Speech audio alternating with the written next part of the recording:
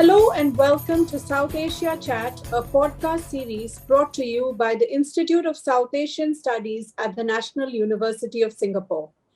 I'm your host, Nithya Subramanian, an editor at the Institute. The Kashmir conflict has been a long-standing territorial dispute between India and Pakistan, with two wars being fought between the two countries over the decades.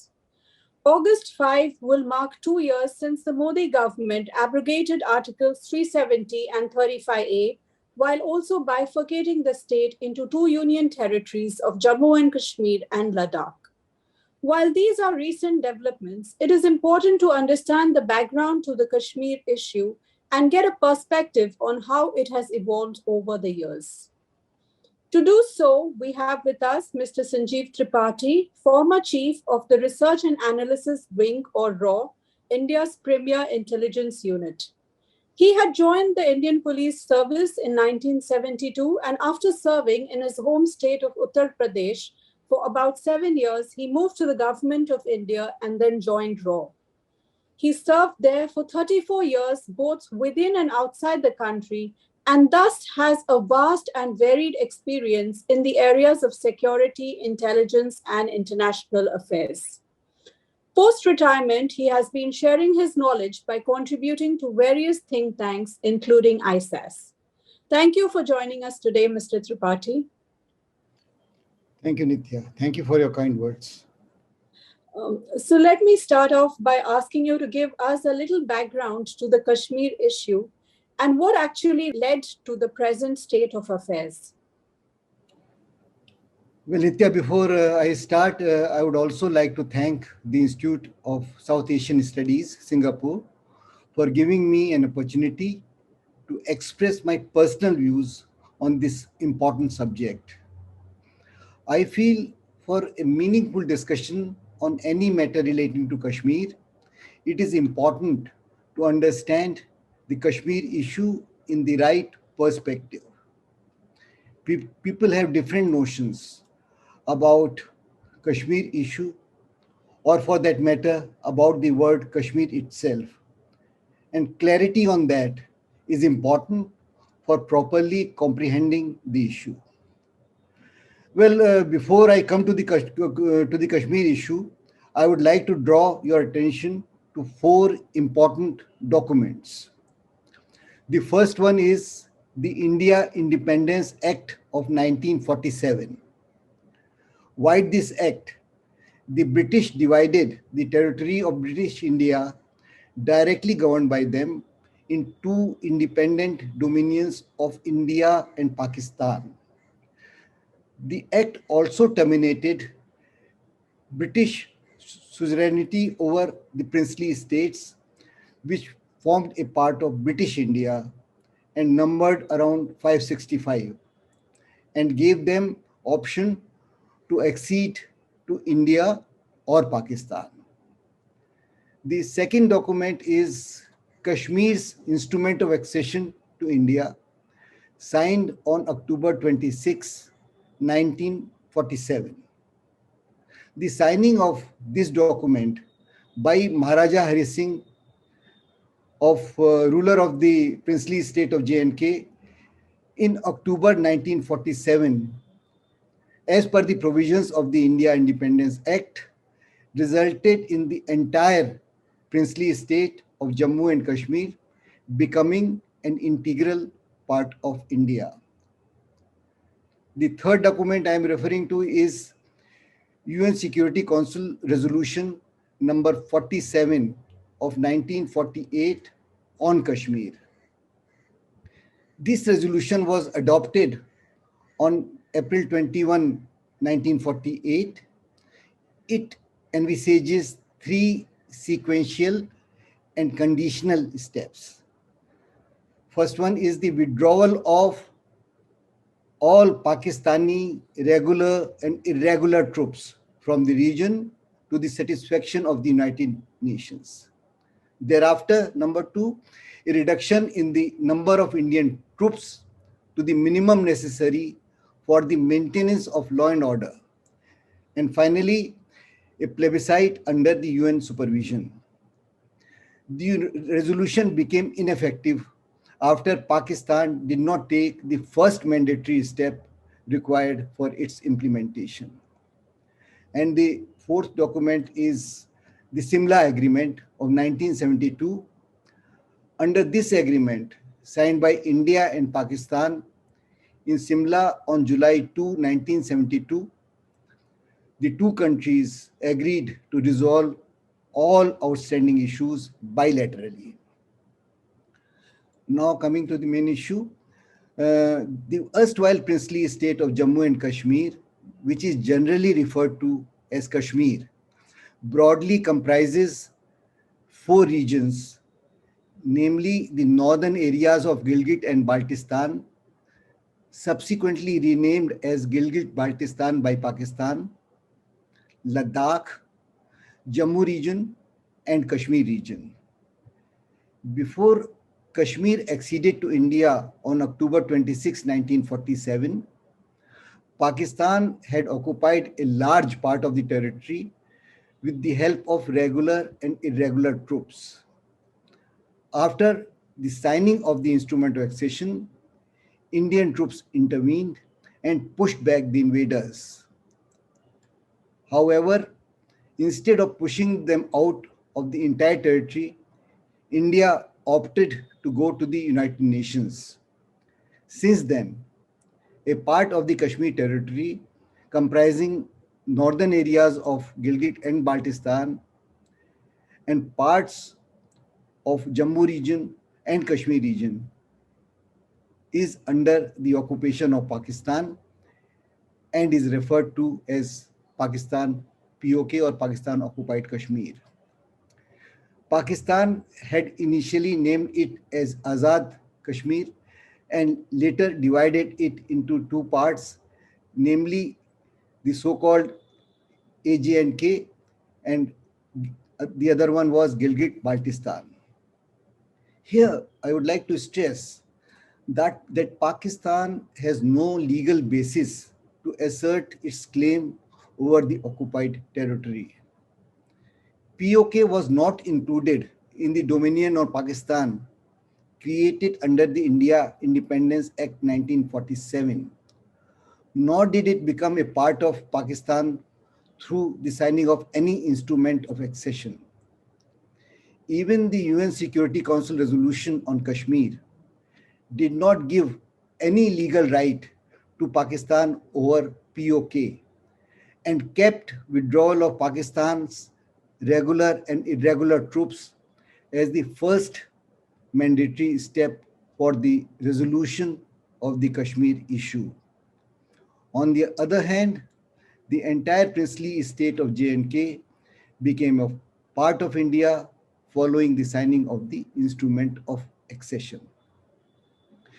The UNSC resolution, which could not be implemented because Pakistan did not take the first mandatory step to withdraw its troops from Pakistan, from POK, was gradually overtaken by subsequent developments and became irrelevant after the signing of the Simla Agreement.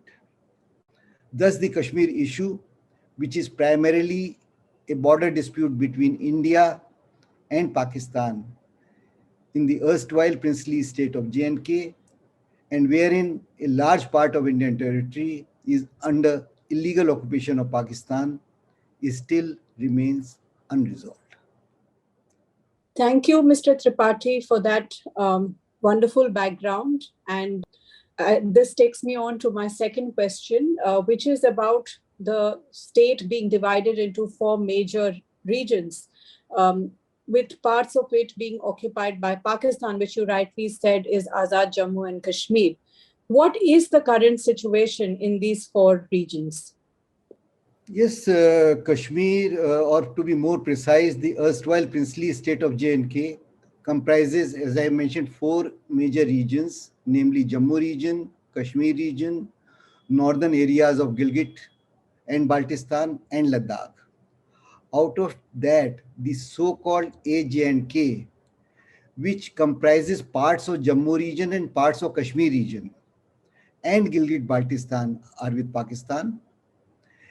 As I mentioned earlier, they together are referred to as POK, the Union Territory of J&K, which comprises major parts of Jammu and Kashmir regions and the UT of Ladakh, are with India. Now, a lot of attention is given to the Indian side of the LOC in Kashmir, and all developments there are widely discussed, debated, and reported. But very little is known about the situation in POK and the plight of the original inhabitants of that region. So I will first briefly cover the situation in Pak occupied Kashmir. Immediately after the accession of Kashmir to India on October 26, 1947, a provisional government of the so-called Azad Kashmir with Sardar Ibrahim as president was formed on October 27, 1947 at the behest of Pakistan. Although this government had jurisdiction over the entire POK, the northern areas of Gilgit and Baltistan were de facto governed directly by Pakistan. Subsequently, under a secret Karachi agreement signed in April 1949, the so-called Azad Kashmir government ceded its control over northern areas, which constituted about 85% of the land area of POK, leaving it for direct governance from Islamabad. Not only that, it also agreed to give substantial role to Pakistan in the governance of the so-called Azad Kashmir. This secret agreement came to light in 1993 when the High Court of the so-called AJ&K stated in a judgment that ceding of the northern areas to the Pakistan government was a violation of the UN Commission for India and Pakistan resolution that required a status quo to be maintained for holding a plebiscite. It may be interesting to note here that Pakistan, which now often talks about plebiscite, was not interested in holding it at that time, as it was unsure of its outcome in the Kashmir Valley because of the atrocities committed there by the invading forces, and also in the so-called Azad Kashmir area because of the revolt by Sudan community there, to which Sardar Ibrahim belonged, following his dismissal from the post of president by Pakistan in May 1950. Had Pakistan been keen on plebiscite under the UN resolution, it could have triggered the process by taking the first mandatory step stipulated in the UNSC resolution. The governance in the so-called Azad Kashmir and the northern areas was controlled by Pakistan through its Ministry of Kashmir Affairs and Northern Areas. While the so-called Azad Kashmir got its constitution in 1974, while AJK Interim Constitution Act 1974, northern areas, later renamed by Pakistan as Gilgit-Baltistan, continue to be governed directly by Pakistan. Meanwhile, in 1963, Pakistan ceded 5,180 square kilometers of northern areas territory in Shaksgam Valley to China without ascertaining the will of the people of northern areas and without having any legal right or legal authority to do so. About the interim constitution of AJK promulgated by Pakistan in 1974, I would like to highlight two issues. The first one is Article 7(3) of the Constitution, and the other one is its 13th Amendment, which was carried out in 2018. Pakistan ensured its total subjugation of the people of so-called AJK through Article 73, which is, I quote, no person or political party in Azad, Jammu and Kashmir shall be permitted to propagate against or take part in activities prejudicial or detrimental to the ideology of the state's accession to Pakistan, unquote. As such, the people there have no choice but to follow the ideology of the so-called AJK's accession to Pakistan. Further, by the 13th Amendment of this Constitution in 2018, Pakistan has assumed direct control over 32 subjects. Moreover, on 22 subjects in the concurrent list, it has restricted the powers of the State Assembly to make laws by making it mandatory for the state to take prior approval of Pakistan.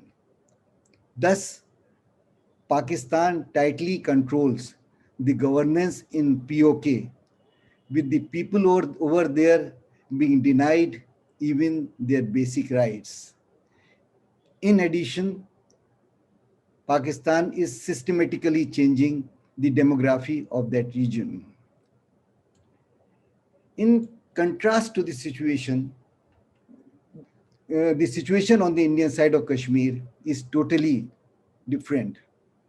The accession of Kashmir to India, achieved through the signing of the Instrument of Accession, was subsequently ratified by the Constituent Assembly of Jammu and Kashmir on February 15, 1954, and thus endorsed by the will of the people also. The Indian state of J&K was temporarily given a special status by incorporating Article 370 in the Indian Constitution, and thus the people in the state enjoyed much more autonomy there much than those in other states of India. Meanwhile, Pakistan, which had consolidated its hold over POK, never gave up its claim over the rest of Kashmir and continued to foment trouble in the Indian state of Jammu and Kashmir, particularly in the Kashmir Valley. It intensified its efforts in this direction after its dismemberment and creation of Bangladesh, for which it blamed India. It sponsored, aided, and abetted terrorism in the Indian state of J&K, particularly in the Kashmir Valley, which it is still continuing. Now, the large-scale killing of Kashmiri Pandits, leading to their exodus from the Kashmir Valley in early 1990s, increase in terrorist activities, growth of radical Islam, unrest among the youth leading to stone pelting incidents, inability of the state government to provide an effective administration, and its neglect of a large section of population, lack of economic development in the region, etc., are some of the factors that led to the abrogation of Article 370 and 35A of the Indian Constitution by the Parliament of India on August 5, 2019. The state of J&K was also bifurcated into the Union Territory of Jammu and Kashmir and UT of Ladakh, with the assurance that UT of J&K will be restored full statehood in due course. At present, there is total normalcy in the UT of Ladakh, and people there have widely welcomed the creation of separate UT. In the Union Territory of J&K, also, there has been a marked improvement in this situation, and it is gradually returning to normal. Thank you, Mr. Tripathi, again. And we will come back to Prime Minister Modi's initiatives very shortly. But before that, talking about India and Pakistan, You've maintained that the Kashmir issue is primarily a border dispute between the two countries and needs to be settled bilaterally through dialogue as per the Shimla Agreement. However, we have seen Pakistan time and again internationalize the same. Kashmir issue is brought up at every forum that they are present in. Do you think this strategy has been working in the recent times for them? While India is adhering to the Simla Agreement and has refrained from internationalizing the Kashmir issue, Pakistan has paid scant regard to it. As you yourself mentioned, Pakistan has consistently been raising Kashmir issue at every international forum, as well as in its bilateral interactions with various world leaders in a selective and distorted manner to suit its own interest. The word Kashmir is commonly used in different contexts to represent the erstwhile princely state of J&K, like saying UN resolution on Kashmir. It also represents Indian state, now UT of Jammu and Kashmir, as well as Kashmir Valley.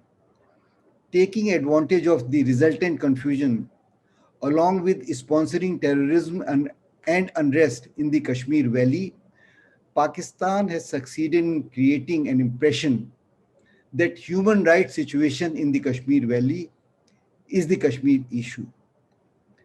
India's reluctance in the past to effectively counter the Pakistani propaganda has only helped Pakistan in perpetuating this false narrative on Kashmir issue.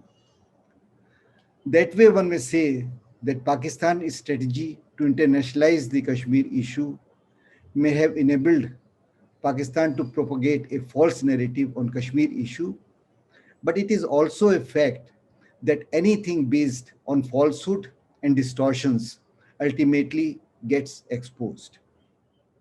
We'll now come back to Prime Minister Modi and his recent initiatives to normalize the situation there. Could you talk about these initiatives and how it would benefit the region?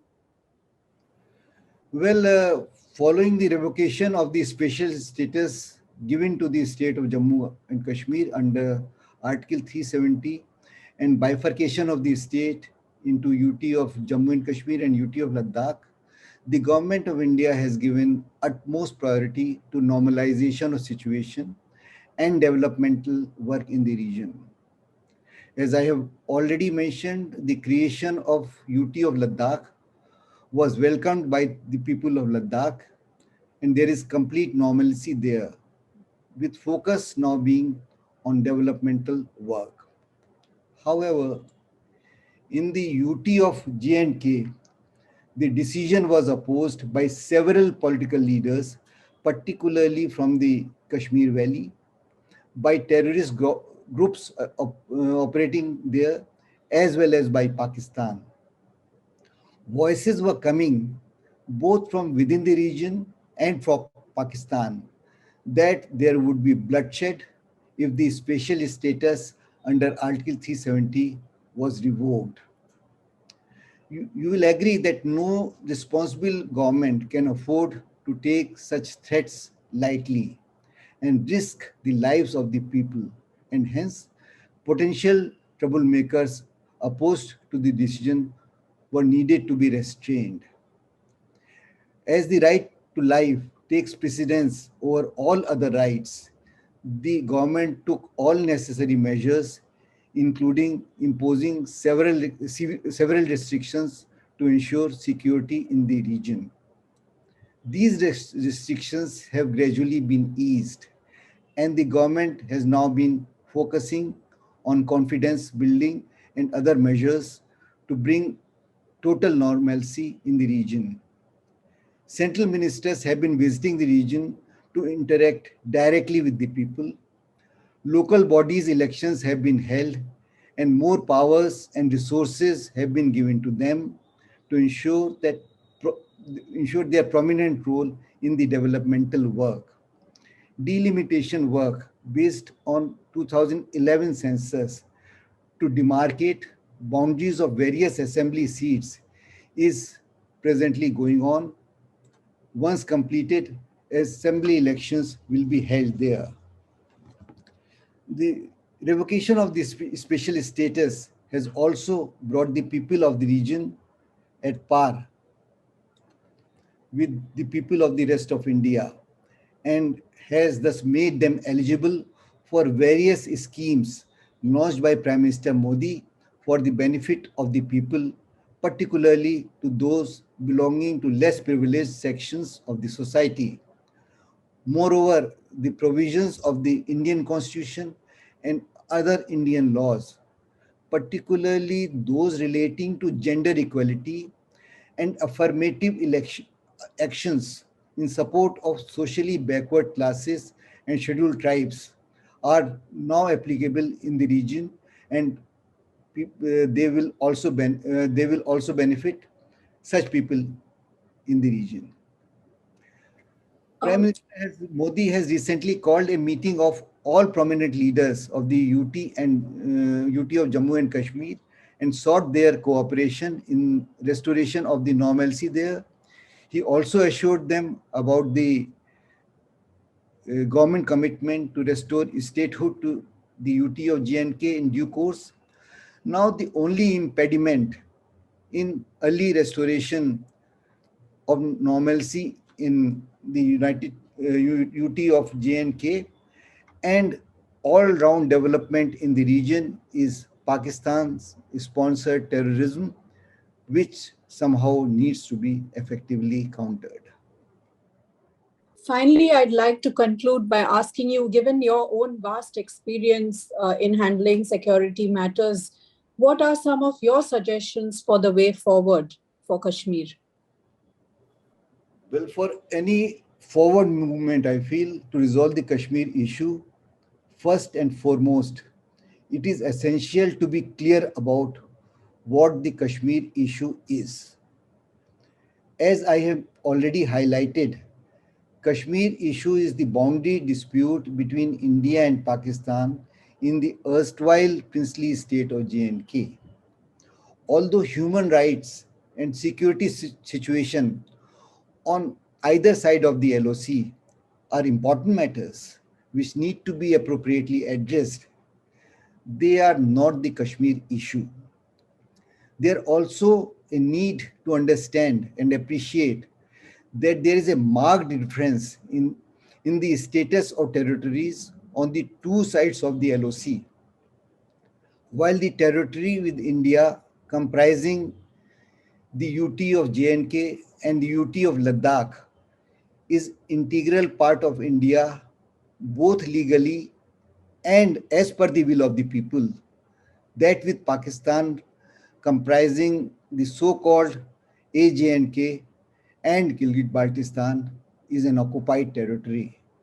There is a need to sensitize people about this situation and put pressure on Pakistan not to trample on at least the basic rights of the people of POK. Well, I firmly believe that Kashmir issue should be resolved through dialogue between India and Pakistan as per the Simla Agreement.